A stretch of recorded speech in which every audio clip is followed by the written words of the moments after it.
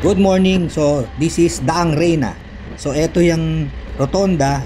Yan yung Villar City. So, kakanan tayo. Ito yung shortcut papuntang Dasmariñas, Cavite, Kadiwa. So, ito yung Portofino. Nakita nyo yung rotonda. Yun yung galing ng San Pedro. So, nagsimula tayo dito sa Daang Reyna rotonda. So, ito na yung entrance. So, uncut po ito. Sana panoorin nyo. Para maorasan natin hanggang doon makalabas tayo ng Kadiwa. Ang gamit po natin dito is KTM 790 Adventure. Makikita nyo naman yung speed ko. Actually dito 60 lang. Pero siyempre pag motor minsan nag-over tayo ng konti. Pero safe naman. 60 to 70 ang takbo natin. So yung nakikita nyo sa kanan, pag kumanan kayo dyan, yan yung lalabasan nyo. Sa stoplight ng Daang Hari, yung merong Dear Joe sa kanan, tapos sa intersection yung Crossings Cafe, yan yung papuntang Alabang, papuntang Imus, SM Molino.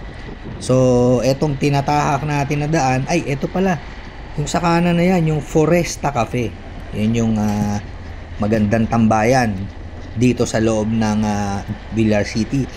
Yung hindi pa nakaka-testing dito, pumunta kayo. Maganda kasi yung loob ng Foresta.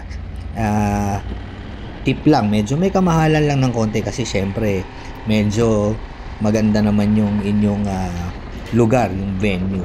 So dito napakaluwag ng daan at actually ang dumadaan lang pala dito 400cc up na motor.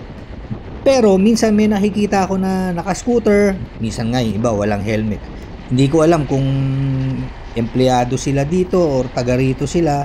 Pero minsan kasi naka Honda CRF ako before, yung ginagamit nating isang motor ko. Hindi ako pinapasok. Kaya minsan nagtataka ako bakit may nakakadaan na scooter. Hindi ko lang alam kung sa ngayon inaalaw na nila. Susubukan natin ulit yan sa next video kung papapasukin tayo ng below 400cc na motor. Pag dumaan kayo dito talagang napakabilis saka maganda yung daan, lalo na yung panahon ngayon. Medyo makulimlim, sarap magmotor, daming puno. Yan yung mga puno na tinanim nila dati, maliliit pa yan. So ngayon mabilis nang nagsilakihan. So soon, grabe magiging development nitong Villar City na to. Magkano kaya ang presyo ng per square meter dito? Kasi magkakaroon din dito ng alam ko UP, saka magkakaroon ng golf course. Ayan alam ko yan tama ba? Yan yung naka-advertise nila, yan golf course yan. Hindi ko lang alam kung saan dito. So ito na yung huling turn. Ito na yung palabas ng intersection ng Paliparan Road. Ayan yan yung sinasabi ko kanina. Tingnan nyo, mayroong naka-scooter naka ADV yata yun na 160. So talagang hindi ko alam kung makakapasok na, kaya talagang tetestingin ko yan sa susunod. Ito na yung masarap na ahon dito medyo pataas. Then matatanaw na natin yung guardhouse. Ano ba takbo ko dito? Ayan, 70. Ganyan lang naman ang mga takbo ko, 60, 70, 75. Alalay lang cruising speed ng 790 Adventure. Medyo malaki rin kasi makina, sarap gamitin. So ito na yung guardhouse. So slow down tayo dyan. Tapos ito na yung intersection ng Paliparan Road. Dito po sa intersection, nakamotor o nakakotse, full stop po tayo dito kasi minsan maraming tuloy-tuloy lang para safe. So talagang kahit dumadaan ako dito naka-auto, full stop, tapos talagang alerto, kaliwa kanan ng tingin. Ayun, anyway, so pagtawid nyo ng Paliparan, ilang minutes na ba tayo? 4 minutes and 28 seconds. Di ba mabilis? Ito na yung isang gate. Ang lalabasan nating subdivision dito, nakalimutan ko yung pangalan pero baka mamaya maisip natin kung ano yung pangalan ng subdivision na binuksan ni Villar. Siguro nagkaroon sila ng usapan para magkaroon ng access, para nga naman may daan papunta sa subdivision niya at maging accessible. Siyempre pagka may access maganda yung progress, yung development ng kanyang lupa. Banda ron kanina may signboard dyan na UP. So siguro somewhere dyan sa property na to, dyan itatayo ang University of the Philippines.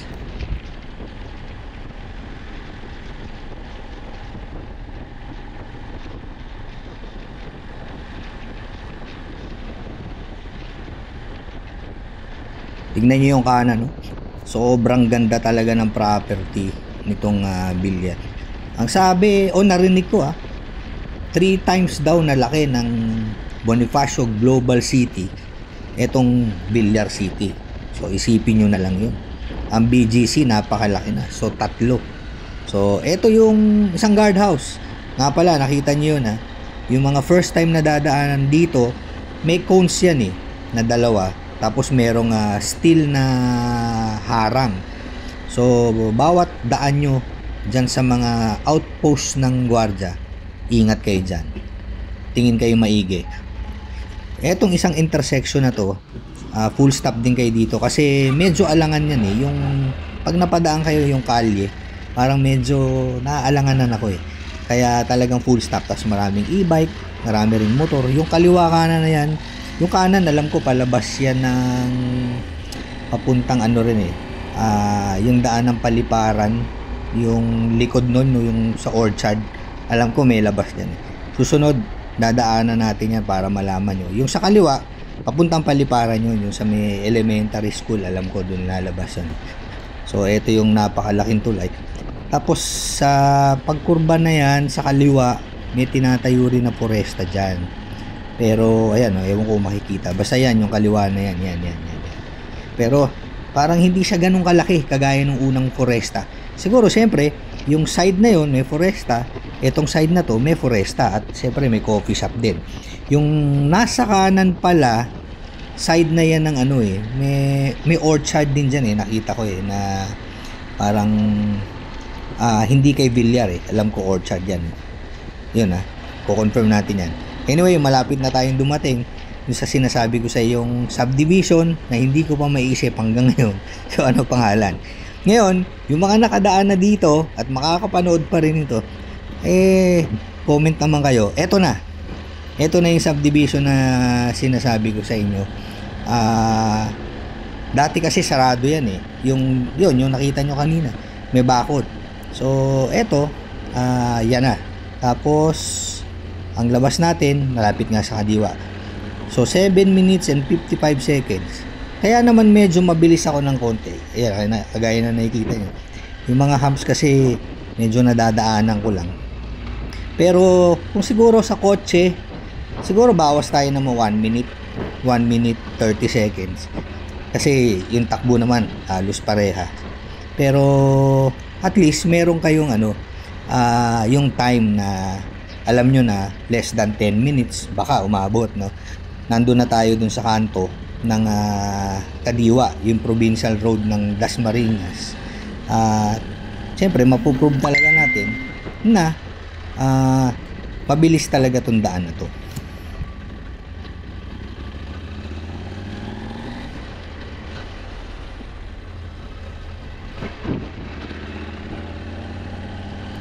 Eto na, malapit na tayo dun sa guardhouse. Malalaman na natin kung aabot, less than 10 minutes pasok. So eto na yung guardhouse nitong subdivision na hanggang ngayon di ko pa alam ang pangalan. Alright, so eto na tayo sa intersection. Pag kumanan, yan yung Kadiwa, tapos may stoplight doon papunta ng De La Salle, yung health and science, yung hospital. Etong kaliwa, papunta rin ng Governor's Drive yan, tapos La Salle. So 9 minutes 20 seconds. Ayos. So thank you for watching. Until the next video.